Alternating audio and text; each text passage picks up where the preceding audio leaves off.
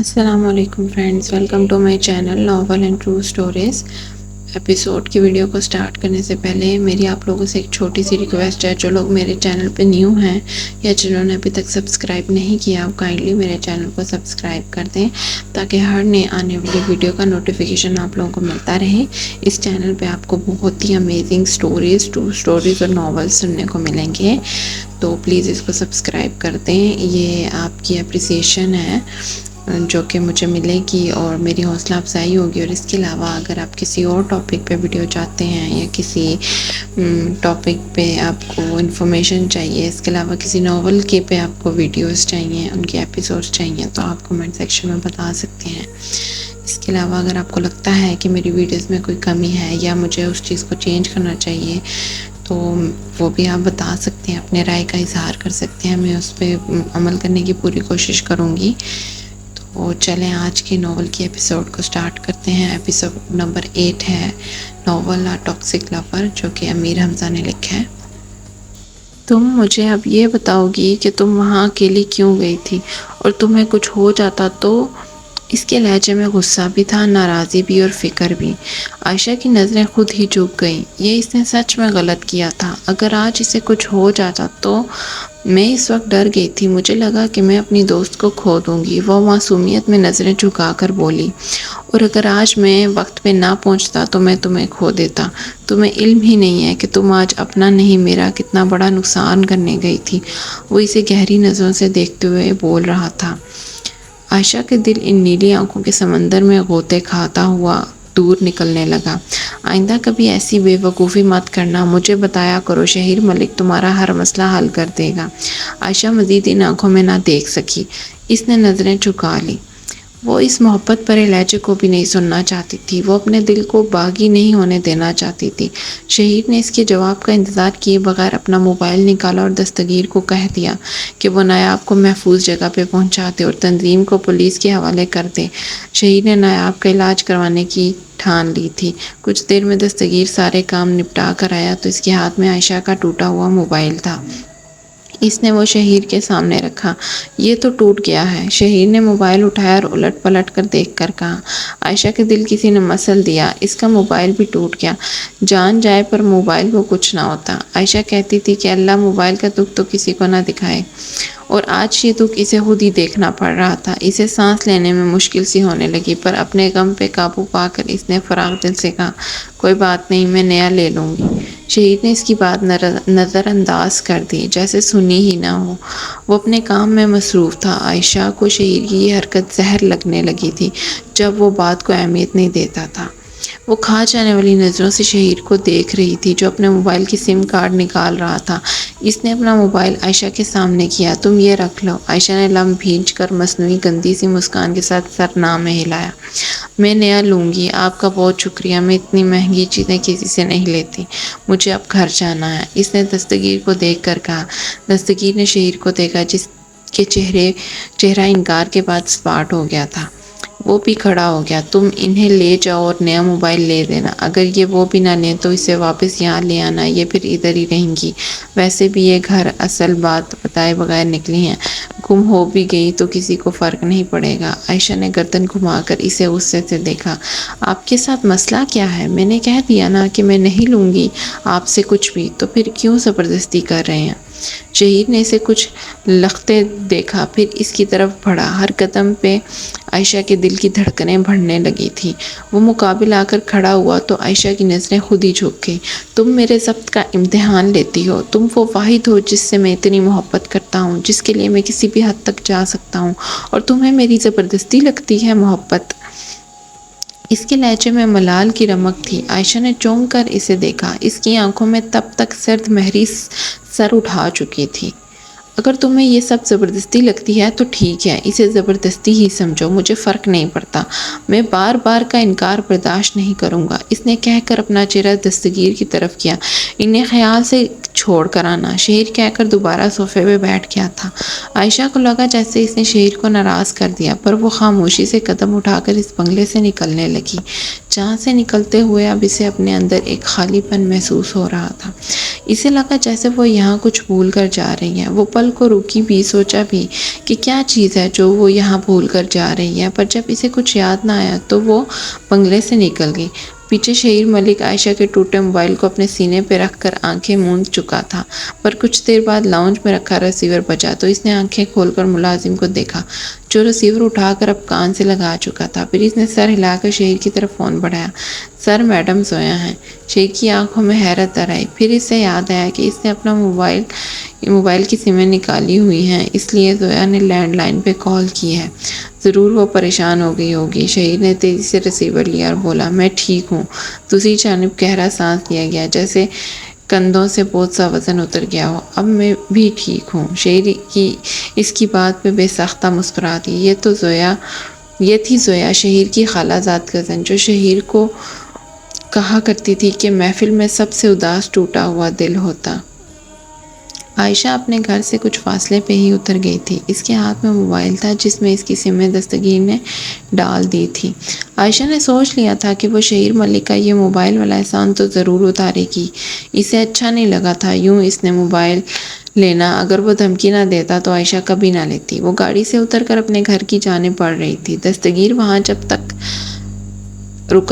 تک عائشہ دروازہ کھول کر اندر داخل نہ ہو گئی، پھر وہ وہاں سے چلا گیا اور عائشہ دروازہ بند کر کے کچھ دیر وہیں رکی۔ اسے ابھی بھی لگ رہا تھا جیسے وہ خالی ہو گئی ہے، اس نے کچھ بہت اہم چیز کھو دیا ہے۔ لیکن جب کچھ سمجھ نہ آیا تو وہ اندر داخل ہو گئی۔ رات شہر پہ گہری ہو گئی تھی۔ آج کا دن مشکل تھا پر ڈھل گیا تھا۔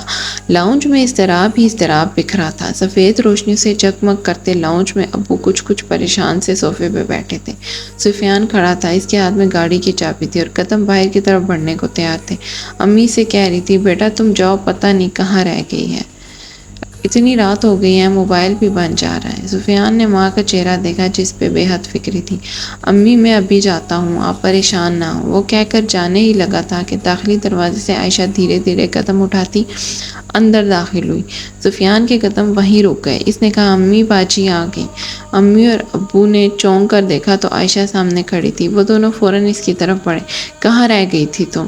پتہ بھی ہے ہم کتنے پریشان ہو گئے تھے۔ آج کل کا دور بھی ہے یوں راتوں میں باہر دیر تک رہنے کا، اور وہ بھی لڑکیوں کا۔ امی کا بس نہیں چل رہا تھا کہ عائشہ کے دو لگا دیں، پر ابو کی وجہ سے لحاظ کر گئی، جو اب کچھ شانت نظر آتے تھے۔ انہوں نے عائشہ کے کندھے پہ نرمی سے ہاتھ رکھا اور اسی نرمی سے پوچھا، بیٹا اتنی دیر کیسے ہو گئی؟ عائشہ اچانک سے ہی اتنے سوالوں اور اس صورتحال کے لیے بالکل بھی تیار نہیں تھی۔ وہ گنگ کھڑی ان کا چہرہ دیکھ رہی تھی۔ تبھی سفیان آ گیا۔ یار آپ کو نہیں پتہ امی کتنی پریشان ہو گئی تھی۔ باجی انابیہ سے بات کرنے کے بعد بھی یہ مطمئن نہیں تھی، جبکہ انہوں نے کہہ دیا تھا کہ انہوں نے اپنے بھائی کے ساتھ آپ کو بھیج دیا۔ عائشہ نے سفیان کو چونک کر دیکھا۔ وہ کچھ دیر اس کا چہرہ دیکھتی رہی، بات کو سمجھنے کی کوشش کی۔ دماغ کو چلایا تو وہ اس لائق ہو گئی کہ اب کچھ کہہ سکے۔ اس نے سوکھے ہونٹوں پہ زبان پھیری۔ آپ کی انابیہ سے کب بات ہوئی تھی؟ اس نے سوال امی سے کیا تھا، آدھا گھنٹہ پہلے۔ عائشہ نے سر کو چھوا۔ بس امی، اس کے بھائی کی بائک کا ٹائر پنچر ہو گیا تھا۔ اس نے اپنے تاثر نارمل رکھتے ہوئے جھوٹ کہہ دیا۔ امی نے ہمیں اچکا کر اسے دیکھا۔ یہ کون سا پنچر ہے جس میں اتنا وقت لگ گیا؟ اب کی بار عائشہ کو کچھ سمجھ نہ آئی کہ کیا کہے، پر اس کی مشکل سفیان نے انجانے سے آسان کر دی۔ امی اتنا وقت لگ جاتا ہے اگر کرنے والا سست ہو تو۔ عائشہ نے سکون کا سانس لیا اور فوراً بولی، ہاں نا وہی تو، اس کے پاس پہلے ایک بائک بھی تھی، اسے ٹھیک کرنے میں اس نے وقت لگا دیا، پھر جا کر اس نے پنچر لگایا۔ اور تمہارا فون کیوں بند ہے؟ عائشہ کی چلتی زبان بند ہو گئی۔ تبھی سفیان کی نظریں اس کے ہاتھ پہ گئیں۔ باجی نیا فون؟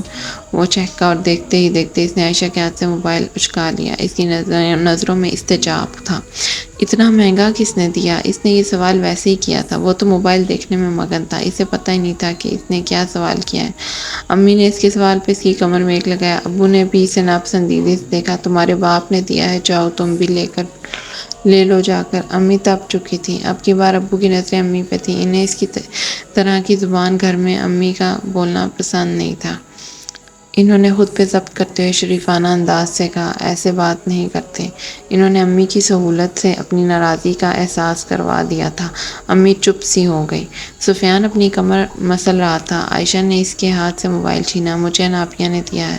اتنا مہنگا موبائل انہوں نے کیسے دے دیا جبکہ ان کے پاس سستا سا ہے جس کے کیمرے کا رزلٹ بھی اچھا نہیں ہے؟ سفیان بولے بغیر رہ نہ سکا۔ عائشہ نے کھا جانے والی نظروں سے اسے دیکھا۔ موٹے آلو، اپنی زبان کو بند کر لو ورنہ میں نے اسے کاٹ دینا ہے۔ ابو بیچارے اپنی اولاد کی زبان اور انداز بیاں سے عاجز تھے۔ وہ جتنی تمیز سے بات کرتے تھے ان کی اولاد اتنی اس معاملے میں جاہل تھی۔ عائشہ، انہوں نے عائشہ کو ٹوکنے کے لیے ابھی اتنا ہی کہا تھا کہ عائشہ ان سے لپٹ گئی۔ ابو، مجھے بیٹھنے کا بھی نہیں کہا کسی نے اور سب نے عدالت یہیں لگا لی۔ یہ موبائل اس کے منگیتر نے بھیجا ہے اس کے لیے۔ اس نے ویسے ہی کچھ دنوں کے لیے مجھے دے دیا ہے، اسے واپس کر دوں گی۔ ابو اس کے لپٹتے ہی سب کچھ بھول گئے۔ ہٹو بھائی، تم آؤ بیٹھو۔ وہ اسے ایسے ہی اپنے ساتھ لگا کر صوفے تک لے آئے۔ اپنے ساتھ بٹھا کر انہوں نے امی کو کہا، پانی لائیں۔ امی کے لب بھیج گئے۔ غصے سے عائشہ کو دیکھا۔ ہاں، میں تو ملازمہ ہوں نا۔ ابو شرارت سے بولے، نہیں، آپ تو ہماری جان ہیں۔ سفیان نے پیچھے سے فوراً کہا، ہائے ہوئے تالیاں۔ عائشہ نے اپنے ابو کی ہیڈ ٹھونکی۔ واہ جی واہ! اور یہ وہ وقت تھا جب امی نے منتظر سے دوپٹہ انگلیوں پہ گھبراہٹ اور شرماہٹ سے لپٹ کر ہٹانا تھا۔ پھر انہوں نے پانی بھی سفیان کو آواز دے کر کچن سے بھیج دیا اور کچھ دیر وہ خود کچن میں رہی تھی۔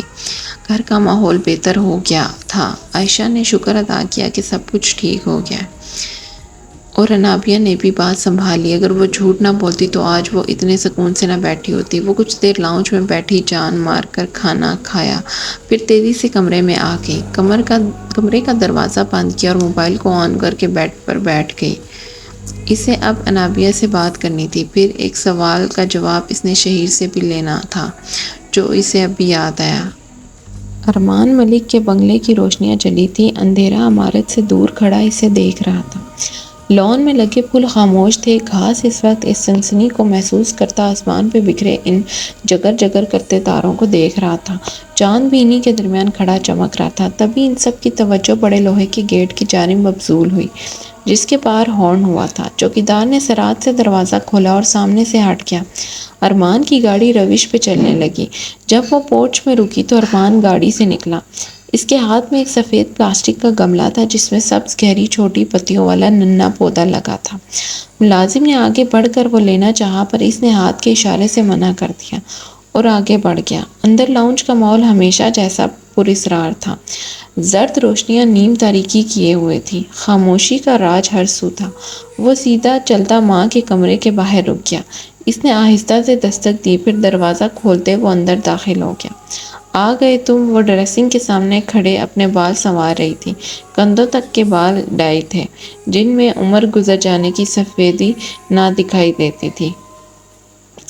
وہ اس وقت گاجری اونچی قمیض اور چست ٹراؤزر میں ملبوس تھی۔ گلے میں ہیروں کا نیکلس پہنے وہ مسکرا کر پلٹی تو ارمان انہیں دیکھتا رہ گیا۔ اس کی ماں اسے لگتا تھا جیسے کبھی بوڑھی نہیں ہوں گی۔ وہ ہمیشہ سے انہیں اتنا ہی خوبصورت دیکھتا آ رہا تھا۔ ماں اپنی ڈائٹ اور فگر کا بہت خیال رکھتی تھی۔ نیلے کوٹ پینٹ اور سفید شرٹ میں ملبوس ہلکی داڑھی مونچھوں والا ارمان قدم قدم چلتا ان کے سامنے آ گیا۔ ماں نے اس کا گال محبت سے چھوا۔ میری جان۔ انہوں نے اس کے گال پہ ہاتھ کی پشت پھیری۔ بڑے ہوئے ناخنوں پہ لگی نیل پینٹ کمر کی روشنی سے چمکی تھی۔ ان کی انگلیوں میں بھی انگوٹھیاں تھیں جو اپنی قیمت خود بتا رہی تھی۔ ارمان نے گملہ ایک ہاتھ میں پکڑا اور دوسرے ہاتھ سے ماں کا ہاتھ تھام لیا۔ آپ کہیں جا رہی ہیں؟ اس نے سوال کیا۔ ماں نے کندھے اچکائے۔ ہاں مسز خان کی ہاں پارٹی ہے، وہاں پورا گروپ جمع ہوگا۔ تمہاری ماں کو وہاں آنے کی خاص دعوت دی گئی ہے۔ لوگ، ارمان نے ان کی بات کاٹی، آپ کا اپنی پارٹیز میں ہونا خوش نصیبی سمجھتی ہیں؟ اس نے ہلکی سی مسکان سے بات مکمل کی اور ماں کا ہاتھ آنکھوں پہ لگایا۔ ماں کی مسکراہٹ مزید گہری ہوگی۔ بالکل۔ گردن خود ہی اکڑ گئی۔ اکڑی گردن والی کی جب نظریں جھکی تو انہوں نے پوچھا، یہ کس لیے لائے ہو؟ انہوں نے گملے کو دیکھ کر پوچھا۔ آپ کے لیے ماں، یہ میں نے خاص آپ کے لیے پیرس سے منگوایا ہے۔ آپ کو پودے پسند ہیں نا؟ ماں نے سر ہاں میں ہلا کر وہ گملہ اپنے ہاتھ میں لیا۔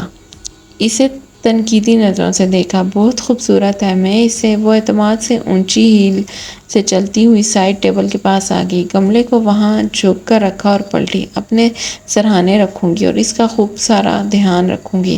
ارمان ان کی بات پہ خوش ہو گیا اور بے ساختہ ان کے گلے میں باہیں ڈال ہی تھی کہ ماں نے اسے ٹوک دیا، ارمان سوٹ خراب ہو جائے گا میرا۔ ارمان کھکھلا کر ہنس دیا اور فوراً پیچھے ہوا۔ آئی ایم سوری ماں۔ ماں نے مصنوعی ناراضی سے اسے دیکھا، پھر مسکرا دی۔ تم نے کھانا کھایا؟ ارمان نے ناں میں سر ہلایا۔ نہیں، بھوک پہلے تھی پر اب تو آپ جا رہی ہیں اس لیے میرا دل نہیں کر رہا۔ وہ اپنی ماں سے بہت محبت کرتا تھا اور یہ محبت وہ ہر روز نئے نئے انداز سے جتایا کرتا تھا۔ کم آن ارمان، تم بچے نہیں ہو، تم اکیلا کھانا کھا سکتے ہو۔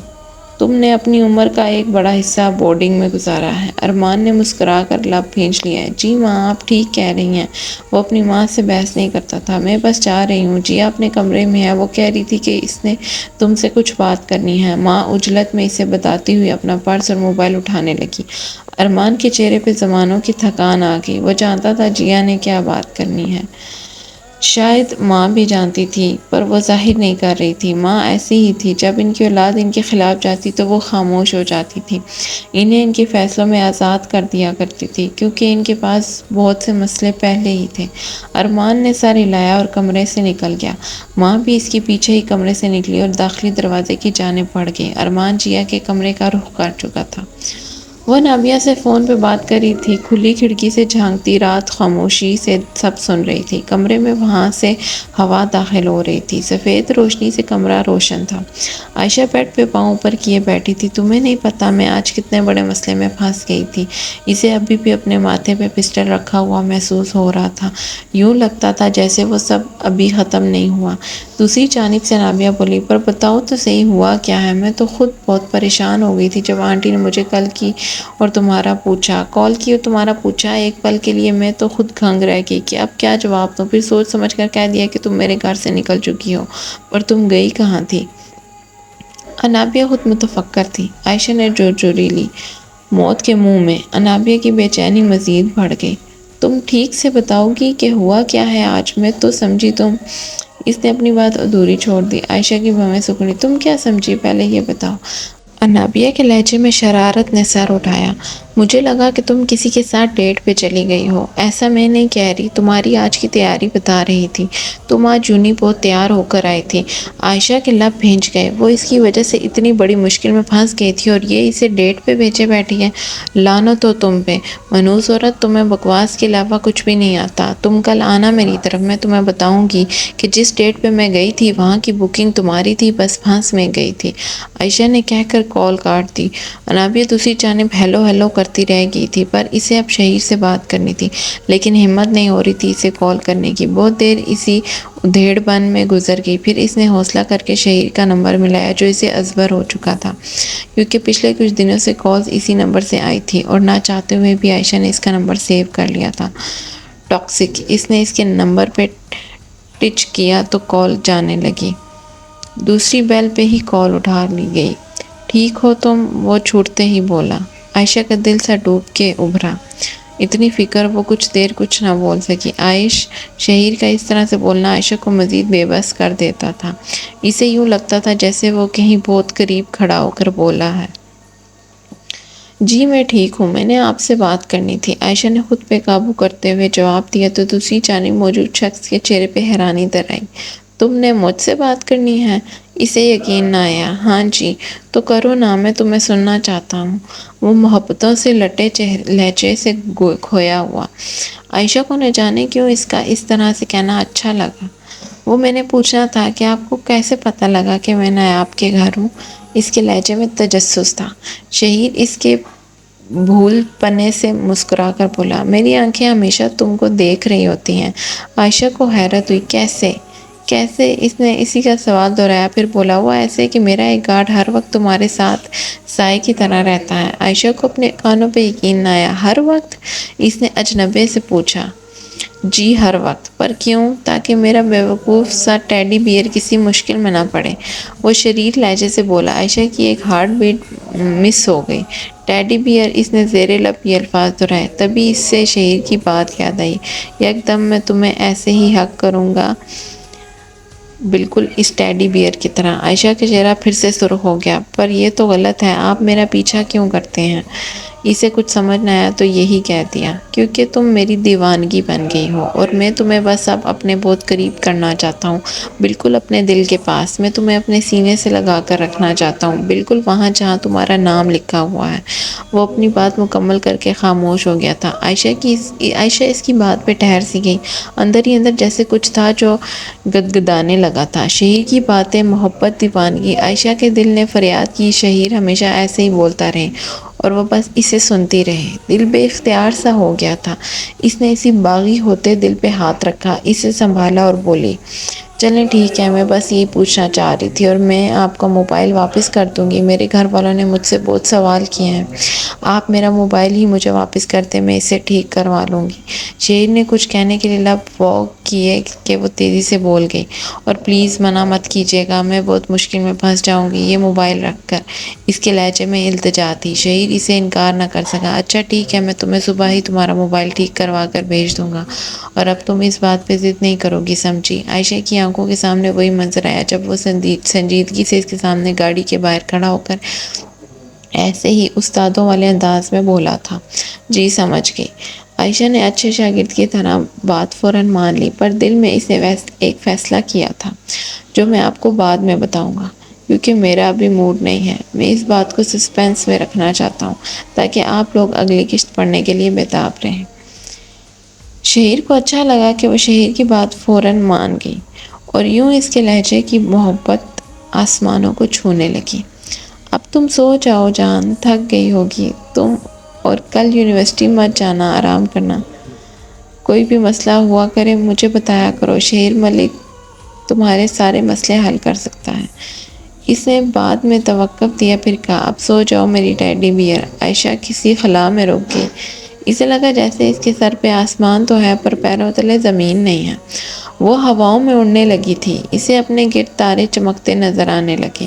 اسے محسوس ہوا تھا کہ شہیر نے بات مکمل کرنے کے بعد موبائل کو بھی چوما ہوگا۔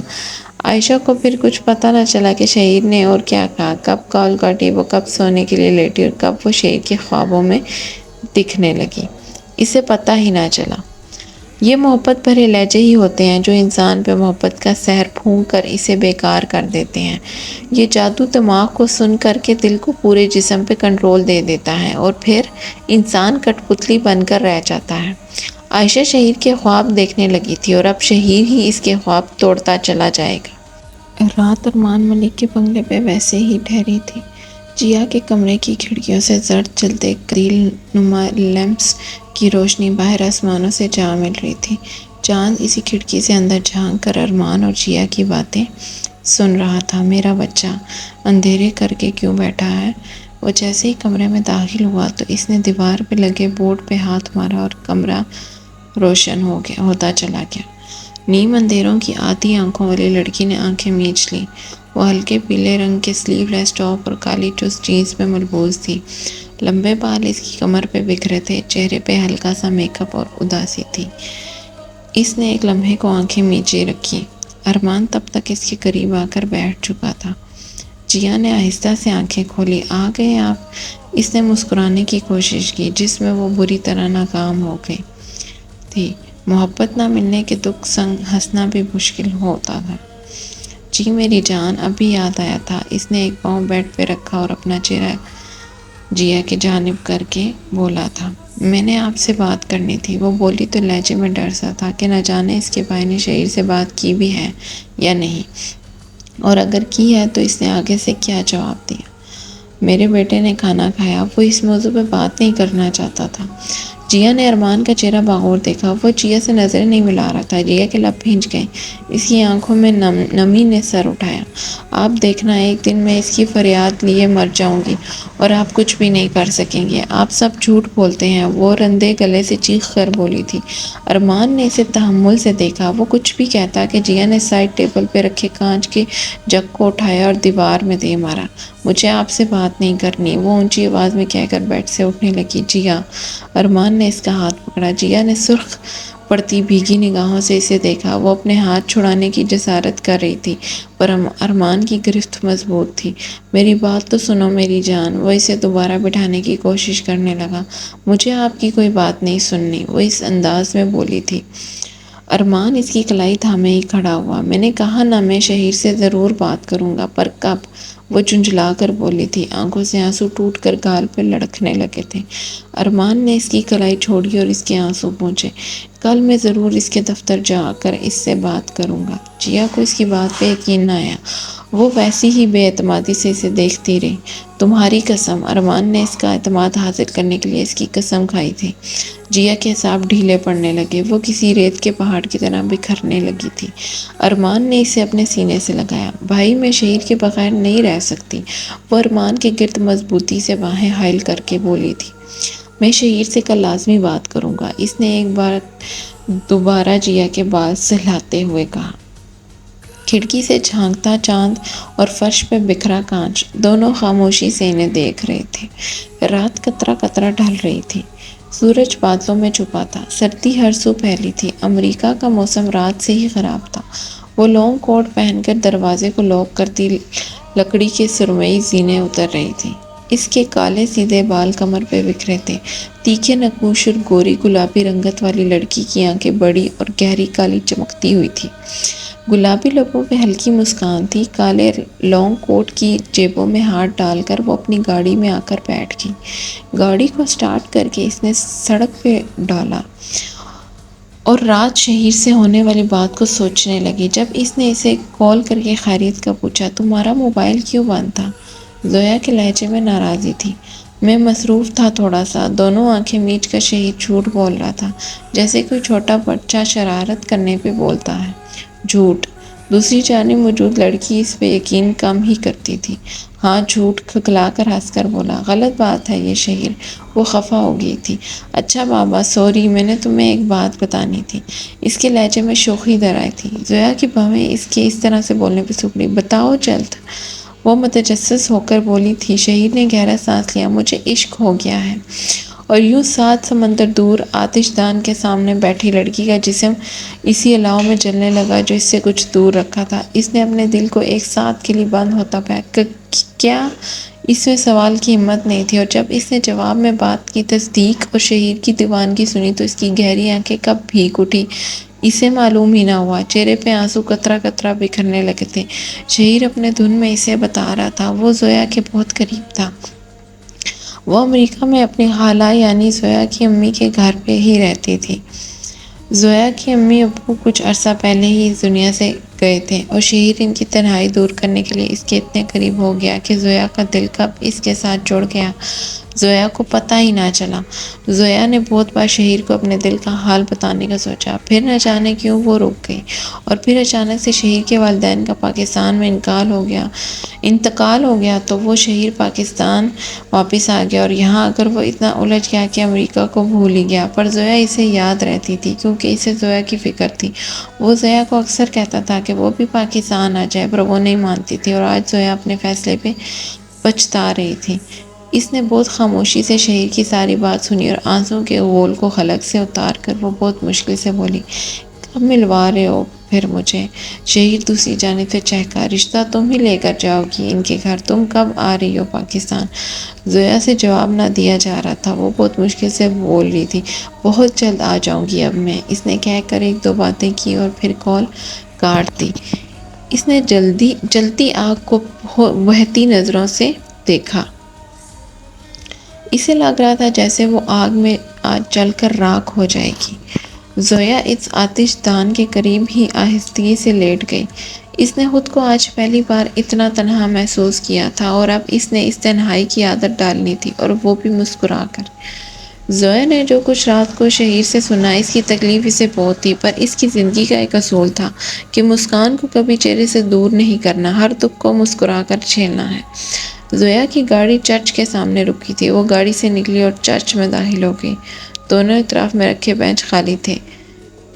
اس کی آنکھیں سامنے بنے ماربل کی سفید ہولی کراس پہ تھی جس کے آگے بہت سی موم بتیاں جل رہی تھیں۔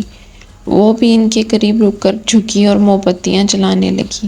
جب اس نے موم بتیاں جلا دی تو اس نے انگلیاں باہم ملا کر آنکھیں موندی۔